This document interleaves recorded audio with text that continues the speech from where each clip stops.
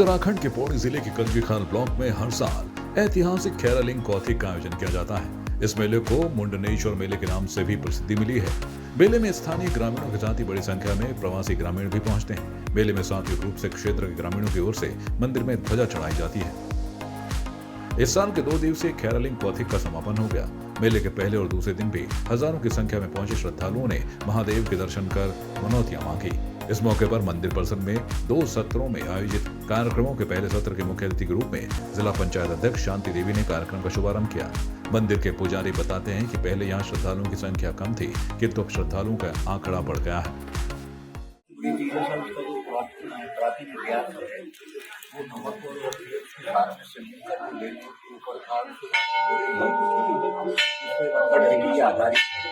उसके बाद में धीरे धीरे इसमें क्या है कि आसपास के जो बतिया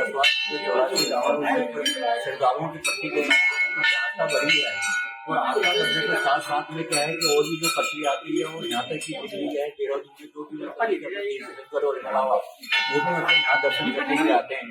और सबसे बड़ी चीज है कि आप सड़क पर साधन हो गया, इसलिए क्या है कि अपने बच्चों के साथ भी सही परिवार क्या है कि गाड़ियों के साथ में आते हैं, जिससे उनको कोई दिक्कत नहीं होती है। थोड़ा सा उनको पैदल चलना पड़ता है तो उसमें कोई दिक्कत वाली बात नहीं होती। पहले क्या था कि भीड़ कम हुआ करती थी तो आवागमन के साधन नहीं थे, सड़क नहीं थी, साधन नहीं थे।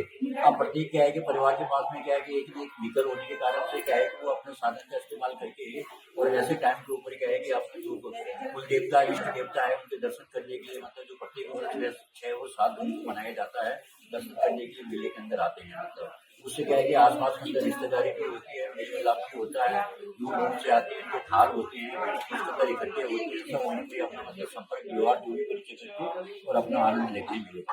नहीं ऐसा नहीं, पहले जनता की जनता में बहुत फर्क है। आप क्या है कि बौद्धिक स्तर थोड़ा सा जनता का बच्चों का थोड़ा सा स्तर क्या है कि बड़ा है। पहले ये किस्म से क्या है कि अंधविश्वास समझी प्राचीन टाइम में। अब क्या है कि मैं आपको बताऊंगा पहले कभी क्या है कि नरबली भी हुआ करती थी मतलब ये, लेकिन धीरे धीरे क्या है कि उसके प्रति आस्था कम होती गई।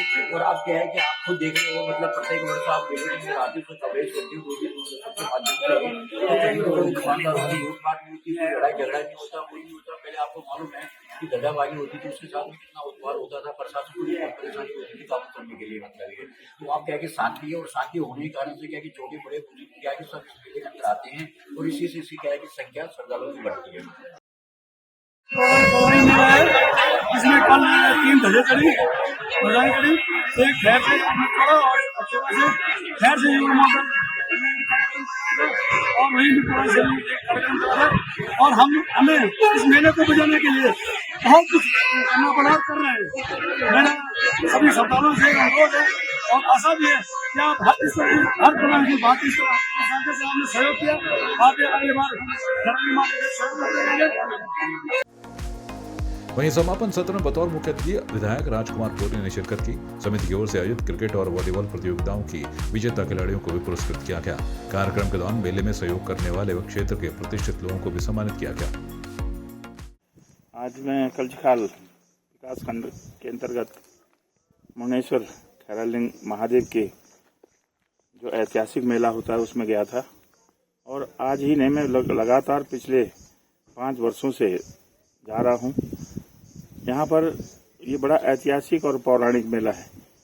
यहाँ पहले बलि प्रथा हुआ करती थी, अब जो है ये केवल सात्विक पूजा यहाँ पर की जाती है। 2 दिवसीय पूजा होती है, इसमें ध्वजा चढ़ाई जाती हैं और ढोल नगाड़ों के साथ जो है लोग अपने अपने गांव से मनौतियाँ मांगने के लिए मंदिर आते हैं और पूजा अर्चना करते हैं। साथ ही यहाँ पर इस वर्ष से या पिछले सालों से, पिछले 2 साल से यहाँ पर सांस्कृतिक कार्यक्रम भी सभी गांव की महिलाओं के द्वारा किए जाते हैं।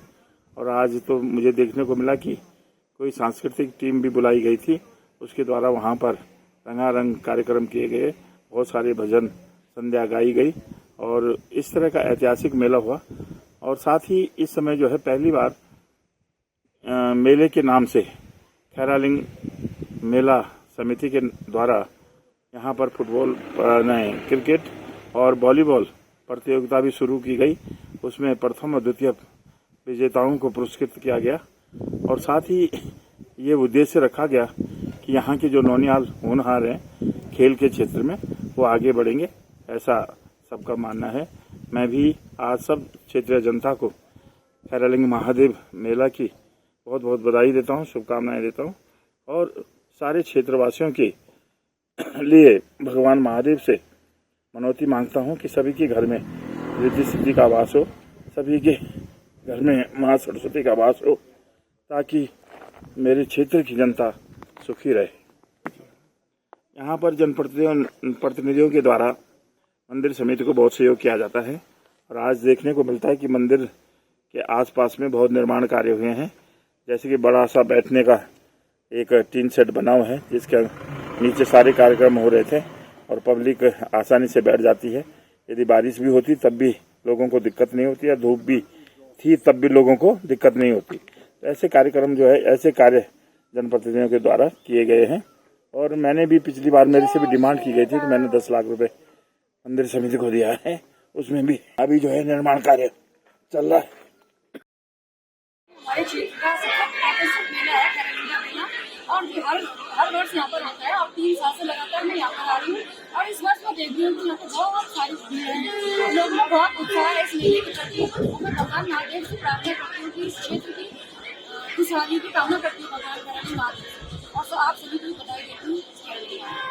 आपने देखा हमारे यहाँ पे सांस्कृतिक प्रोग्राम रखा गया है जो हमारी संस्कृति को बचाने का पूरा प्रयास किया जा रहा है और हमारी मेला समिति को मैं बहुत बहुत धन्यवाद देती हूँ कि अपनी संस्कृति को बचाने का उन्होंने पूरा प्रयास किया।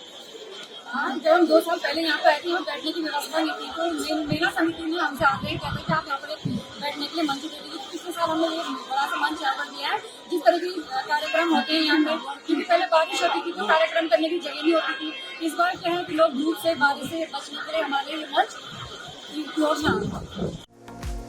खैरालिंग मंदिर में महादेव व मां काली की पूजा की जाती है। इस संबंध में कहा जाता है कि खैरालिंग के साथ काली भी है, इसलिए यहाँ बलि दी जाती थी।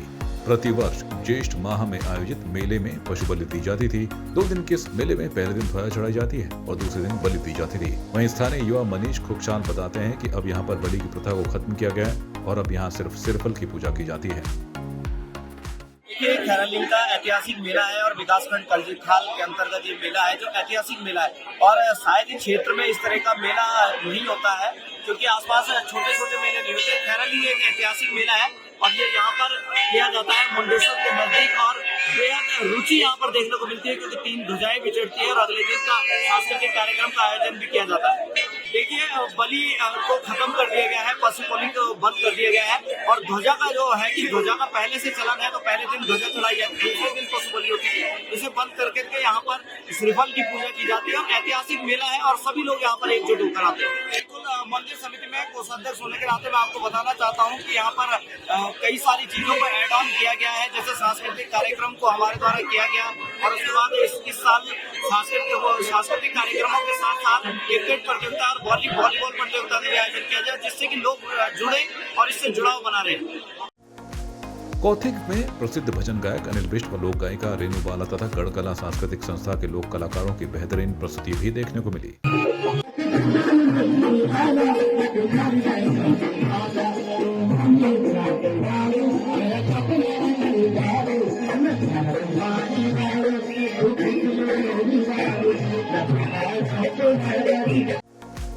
जय खैरालिंग महादेव मंदिर समिति की ओर से आयोजित मेले में दूसरे दिन लोगों की अपार भीड़ को व्यवस्थित करने में दिन भर पुलिस प्रशासन के पसीने छूट गए। मेले में पहुंचे स्थानीय महिला ने कहा कि खैरालिंग महादेव मंदिर की बहुत मान्यता है, यहाँ दूर दूर से लोग आते हैं और मेले में दूर दूर के गाँव से लोग एक साथ आते हैं और एक दूसरे से मिलते हैं। खासियत है कि यहाँ की सबकी मान्यता पूरी होती है और जहाँ भी परिवार में किसी के बच्चे होते हैं, शुभ कार्य होता है तो यहाँ की मन्नत पूरी होती है, तो सब आते हैं और हमें आके बहुत अच्छा लगता है। अपने लोग मिलते हैं, सारे गाँव के गाँव में भी यहाँ सब मिल होते हैं, सब आपस में मिलकर बहुत खुश होते हैं। ऐसा नहीं है, सब कुछ नहीं है। पहले ये बीच में थोड़ा कम हो गया था, पर अभी नई जनरेशन जो है बच्चों को जागरूकता है सब बच्चों के अंदर और पेरेंट्स जो है वो अपने बच्चों को इतना शिक्षित करते हैं, अपने घर गाँव की सब चीज की मान्यता बताते हैं, तो इस चीज को एग्री करते हैं बच्चे, तो हम लोग आते हैं। लगा यहाँ पे आके और पुरानी यादें ताज़ा हुई है और भगवान से देवता से यही विनती है सबको अच्छा लगे, उत्तराखंड वालों को सबको बहुत अच्छा लगा। यहाँ पे बहुत बड़ा मेला होता है, अभी भी उतना नहीं, मतलब मतलब वो नहीं है, जो पहले की बात वो नहीं है, पर फिर भी ठीक है। संवाद 365 के लिए पौड़ी से भगवान सिंह की रिपोर्ट। आपकी इस पर क्या राय है, हमें कमेंट कर जरूर बताएं। इसके साथ ही आप हमारे YouTube चैनल को सब्सक्राइब कीजिए। आप हमें Facebook, Instagram, Twitter और कू ऐप पर फॉलो भी कर सकते हैं। और संवाद 365 के साथ एक क्लिक में जुड़ने के लिए डाउनलोड कीजिए संवाद 365 ऐप।